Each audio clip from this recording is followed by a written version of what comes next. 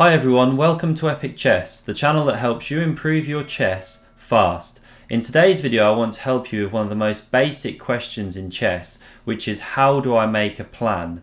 So to do that I want to use a couple of games and really cover the basics so that you have this in your mind when trying to come up with good plans in your own games. So the absolute golden key thing to remember when it comes to making a plan in chess is that you should look to make a plan in a part of the board where you have an advantage already or have the possibility of creating an advantage. So if we look at this position here, if we're taking this from the black side and thinking how black should come up with a plan, then there's a few things we should note in the position. The first and simplest thing I can say when trying to think about where you might have an advantage is, where do I have space on the board, or where could I grab some space? So having space on the board is one of the simplest ways to execute on a good plan. If you've got space, then your pieces have room to maneuver, and you also cramp your opponent's pieces, giving them less space to maneuver. So if we look at white's position, they've grabbed some space in the center and also on the queen side here.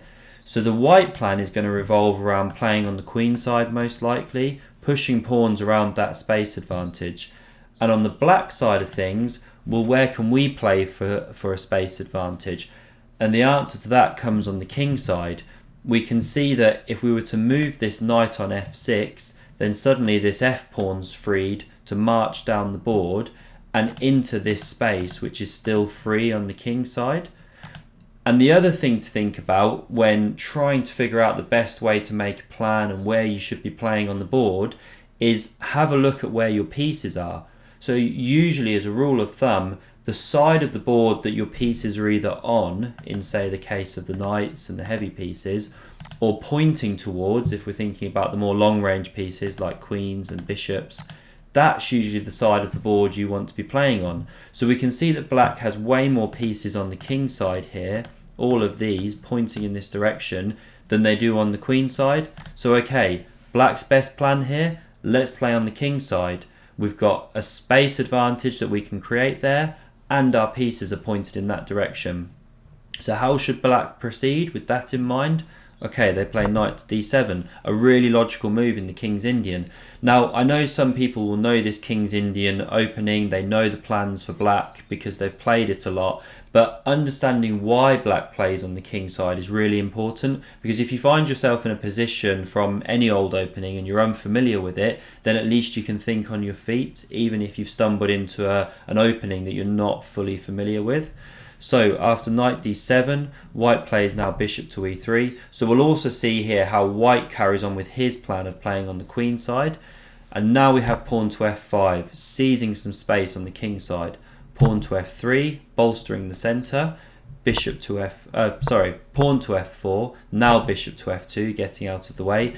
So black is closing the position here, closing his rook down, but the flip side of that is black is looking to pawn storm now against the white king. So we have pawn to g5, carrying on with the plan, a4 from white, white gets on with his plan, knight to g6, bringing the pieces in. And this is what I'm saying, you see, when you push your pawns on a certain side of the board, gain the space, then you can maneuver your pieces behind it. And we can see that black is now gearing up to attack the white king. We have pawn to a5 from white, continuing down the queen side, pawn h5 from black, knight to b5, knight to f6, bringing another piece into the attack. And now knight takes a7 from white, supported by this bishop on f2 from afar. Now, this might look like an irrelevant pawn grab, but what white is trying to do is distract black from the king side and also start undermining these dark squared pawns to then break through on the queen side and try and come round towards the black king at a later point. We have bishop to d7, pawn to c5 now, pawn to g4. So both sides are just getting on with their plans here, not trying to react too much to your opponents, and that's really important too. Power on with your plan wherever you can, because if you have a powerful plan, you've picked the right side of the board to play on, then you can actually distract your opponent from what they're doing and force them to react to you. Now this is a balanced position here, and I don't want to take it too much further. We've got a dynamic and interesting game on our hands here. Black's playing on the king side, white's playing on the queen side, and it's often a tense and interesting struggle in the King's Indian, and it's really just a question of who can break through first. If white can get through on the queen side, then wrap around to the king side later on in the game, then they'll be doing really well. Equally, it can be very scary for white at times because black's chucking everything at your king.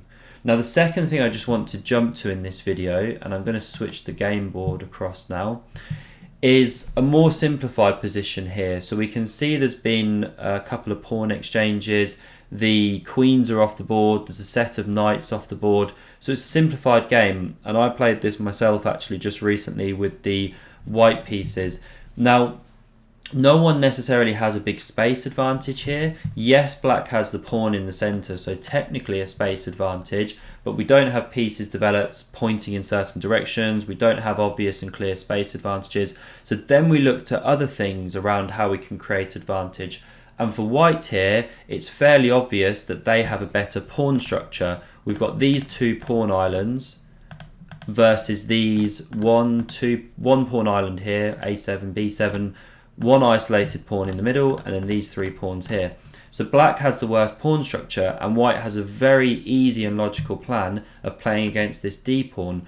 So I just want to show a few moves here, how having realized that there's an isolated pawn to play against, then white has a very simple plan. Let's play against that weakness. That's where I have an advantage over my opponent. Let's play against it, not get it too complicated. So okay, we start off bishop g2, attack the pawn. Now we note that black can throw in a check as they do here, but are we really scared of that? Well no, we just block with the bishop, bishop takes, king takes, and now we're bringing our king towards the center. And I just want to run it back here. You know, I could have played a move like pawn a3 in this position, but I'm losing time. And who knows if then the knight will jump into c6, a5 and b3 at a later point, or c4 even, and now it's harder to play b3 because a3 has been weakened. So you have to be careful with pushing pawns, especially before your opponent has committed to plans. So okay, bishop g2, bishop b4, bishop d2, takes. Now black plays castle, sorry, knight c6 there, no, black plays castles here. So you can see what black's trying to do. If white takes the pawn, they'll defend tactically. Bishop takes pawn, rook d8. You're in a pin here and you're in some trouble. So running back here after castles rather, not knight c6. That's why white doesn't take the pawn. But it wasn't really the best move to castles there. The king needs to be in the center really for black because we're in that end game. So it would have been better to defend the pawn with bishop e6, then play king e7 and bring the rook across that way. But okay, bishop g2 bishop g2, castles, and now I want to just take a look at what I played here with the knight. So what's the next move for white? Well, we know we want to target this pawn, so how best to do that? If you play a casual move like knight to f3, the problem with this is twofold. One, you block in your bishop on g2. Two, after knight c6, well, this knight is taking away these squares, so the white knight doesn't actually have any jumps. I mean, it can come to g5, but then where is it going? If it gets kicked, well, it's coming back into the game or where it came from. So that's why I didn't play knight to f3. Instead, I played knight to h3. And normally a knight on the rim is dim, but here it makes a lot of sense. It's coming into f4 to attack the d5 pawn. If the bishop decides to chop and we take back, we're quite happy with that. We've got a very powerful light squared bishop, which will beat out this knight in most endgames. And just coming here, if black were to play pawn to g5 and try and stop that knight jumping in, sorry, you can't play that even. Then the knight just takes. Yeah, of course. So you can't even take away that square. So, you know, it's a logical plan here for white. And this might look a weird move to a beginner, putting the knight on the rim and that kind of thing. But it makes a lot of sense when you figure out what you're trying to do. So I'll leave it there. Won't play any more moves through. Hopefully you get the idea here.